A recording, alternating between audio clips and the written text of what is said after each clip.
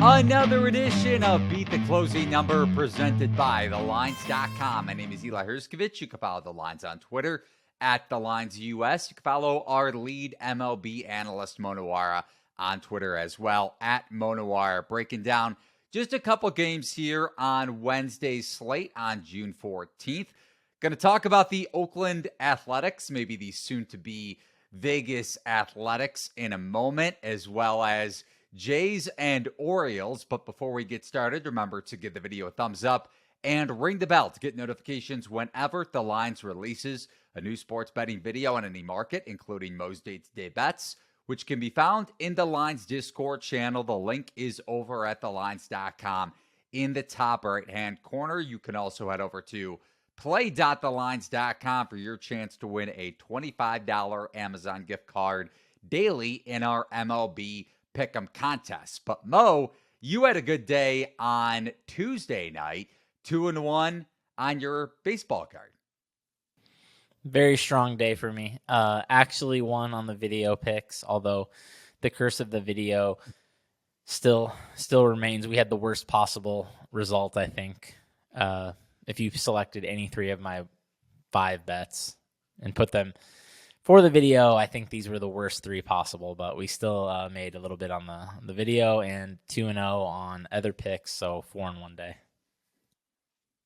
And if you decided to bet the A's last night against the Rays, you also cashed. And Oakland has actually somehow, miraculously, won 7 straight games. So they've taken 2 of 3 from the Pirates during that stretch to kick it off. They swept the Brewers in Milwaukee over the weekend, and they've taken the first 2 against the best record, team with the best record in baseball, the Tampa Bay Rays. And as a result, the A's no longer have the worst record in the majors. They now are sitting at 19-50.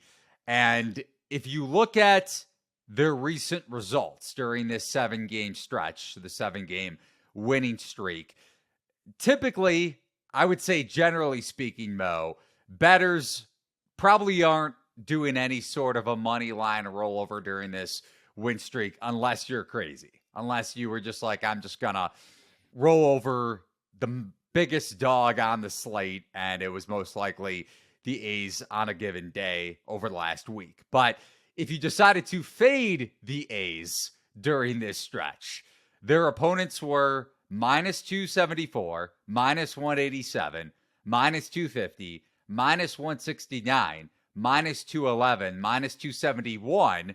That was the first game of the Rays series on Monday. And minus 217. I would say more than likely, if anyone decided to bet on or against the A's during this stretch, it was probably against, and that better would be down a handsome amount, to say the least. Yeah, the A's doing the same thing they did against my Braves, I guess, which is I didn't realize that they were no longer had the worst record. I guess it's the Royals now. I would say, after yesterday, I know this is off topic. I think fading the Royals has been the number one money maker for me so far this year. But yeah, I don't know. I wrote an article up, I think last week or the week before, about fading the A's. I think you'd be up like 25-ish units fading the A's every single day coming into this stretch. That might be like 10 now, like you said. These are average minus 200 favorites or so. But yeah, it's been profitable still fading the A's, even with this recent streak. But money line rollover, I don't want to think about how much people would be down if they were trying that on the A's this year. And tonight, if you're looking to bet the A's, not that we'd recommend it, their best number you could find, plus 230 on the money line. It is Luis Medina and his 7.53 ERA, 6.65 FIP taking on Tyler Glasnow, who's going to be making his 4th start off the IL after dealing with that oblique injury to begin the season. And he's given up, I believe, 4 earned runs in his first 3 starts off the injured list, combined 4 earned runs. So he's pitched pretty well, and one of the more dominant pitchers when he's healthy over the last half a decade or so. So The one bet that you do have for today's MLB card Wednesday night, Mo, 7:10 p.m. Eastern Time, first pitch, Toronto in Baltimore. And like you mentioned, Blue Jays got smacked around in the opener of this series, the second game of three tonight. Jose Barrios taking on Kyle Bradish, and Toronto either a short favorite in this game or pretty much minus 110 both ways, depending on the book, obviously. But there are some minus 115s favoring the Jays. And the Orioles currently have the top spot in the AL wildcard standings. Toronto, a game and a half back of the Astros for the final spot in that regard. And Barrios, looking at him in particular, 4 earned runs over his last 4 starts, despite a pretty high FIP over that stretch, depending on how much luck you take into account with ground balls and such versus what the pitcher can individually control himself, which is what FIP tends to gear towards. So how are you betting this game, Mo, after taking the Jays regrettably, maybe last night? Definitely regrettable, both in actual results and CLV there. That one did move against me. Once again, I bet Jays minus 115 like a fish here. It is now minus 110. Market telling me I'm a moron once again, and I feel like a moron. It's 5 cents. What'd you say? It's 5 I know, cents. I but don't think you can call yourself a moron. Just telling me that I'm a moron again, and just I feel like a moron. Every time I fade the O's, I feel like a moron. So I'm sure I'll just be fed my medicine later, but I have to be honest, like I did have this line quite a bit higher for the Jays. I mean, I don't know, man. I can't win fading the O's, and I just like they're just so good printing money all year, but both pitchers I think are like pitching near their true talent levels. Like Jose Barrios, I don't have him quite 3.6, but I do have him like better than a 4 ERA, and I think he's a little better than Kyle Bradish. Getting him more chases, less loud contact, better track record. So I do have him projected to be the better pitcher here. And offense-wise, I mean, I already discussed these bats yesterday, and it's a lot of the same thing holds true, except now for sure we know Mountcastle's out. He went on the IL with vertigo last night, I believe. So the Jays have a better offense versus right-handed pitching on paper. They have a better offense versus right-handed pitching in practice as well, because they have outproduced the Orioles against right-handed pitching, and the Orioles are missing multiple of their key hitters. So Ryan O'Hearn and Aaron Hicks laughed at me, and I think they just like both hit dingers yesterday after I dumped on them, and we'll see if they keep doing that, but I don't think the Jays should be even money here. I don't. So I hate fading the Orioles, but this was the only edge I found today, so I am going to have to fade the Orioles, I guess.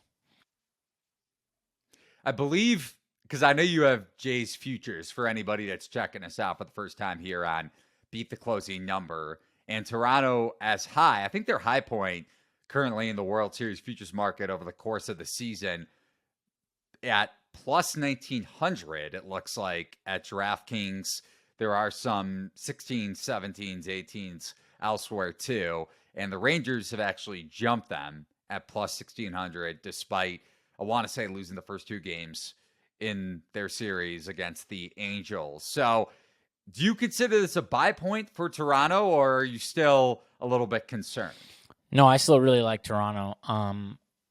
As a playoff team, I like them a lot better than the Orioles. I know that I'm betting them here, so I obviously think they're probably better than the Orioles, but I don't know if they're better than the Orioles, how good the Orioles have played regular season wise, but playoffs, I prefer Toronto by quite a bit. Much, much better starting pitching. So, I think I still feel good about my Jays futures, not the AL East, because whatever, that's probably done for with the hot start the Rays got out to and how good the Orioles have been. And obviously the Yankees at some point will be healthy, one would think. So, yeah, it's going to be really tough to win the AL East, but I still love the Jays as a playoff team. Correct me if I'm wrong here, and maybe I'm a little bit off in terms of what the market will be when the playoffs begin, if the Jays are indeed in it, let's say, as the final wild card spot. But just by nature of the way the market typically sets up for the postseason when it's settled, and maybe power ratings will disregard this notion, but you got to think Toronto is going to be somewhere around 20-1 if they are the final wild card team in the American League come the beginning of the postseason. Now, just again, based off of the way it traditionally sets up by postseason format and getting the either second, probably need to get the final wild card spot to be 20-1, but I don't think it's going to be necessarily.